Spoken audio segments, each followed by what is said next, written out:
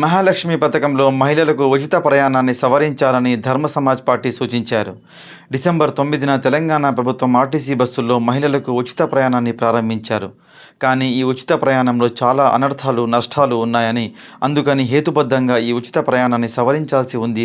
దానికోసం రాష్ట్ర ప్రభుత్వానికి కొన్ని సూచనలు తెలిపారు. ఆర్టీసీ బస్సులో ఈ మహిళ ఉచిత ప్రయాణాన్ని తెల్ల రేషన్ కార్డు ఉన్న పేద మహిళలకు మాత్రమే అవకాశం కల్పించాలని డిమాండ్ చేశారు.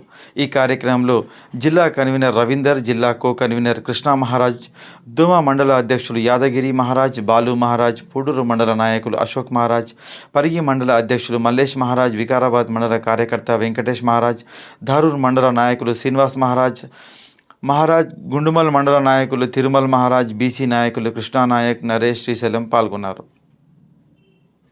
అధ్యక్షులు గౌరవనీయులు డాక్టర్ విశారదన్ మహారాజ్ గారి ఆదేశాల మేరకు ఈరోజు మహాలక్ష్మి పథకం యొక్క సవరణ గురించి తెలంగాణ రాష్ట్రంలోని అన్ని జిల్లా కలెక్టర్లకు మెమోరం ఇవ్వడం జరిగింది.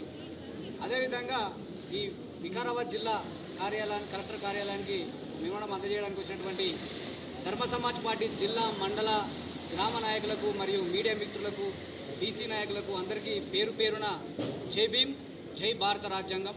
పార్టీ వ్యవస్థాపకులు గౌరవ శ్రీ విశారదన్ మహారాజ్ గారి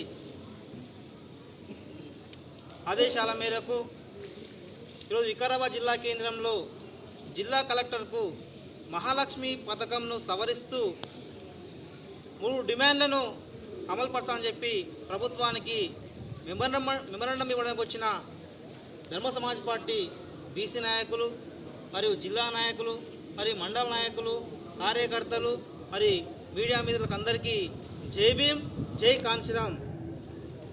ఈ యొక్క పథకాన్ని ఈ ప్రభుత్వము అగ్రవర్ణాలకు, ధనవంతులకు అందరికీ కలిపి ఈ యొక్క ఇస్తున్న మహాలక్ష్మి పథకాన్ని సవరిస్తూ మరి ధర్మ సమాజ్ పార్టీ ఏమైతే కోరుకుంటుంది, 3 డిమాండ్లు ఉన్నాయి. ఆ యొక్క డిమాండ్లు ఏంటంటే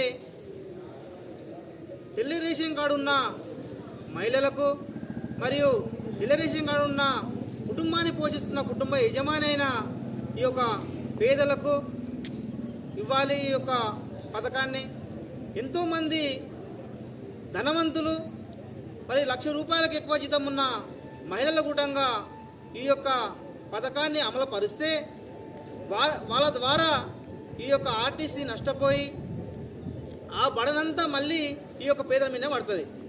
మళ్ళీ ఆయిల్ రేటు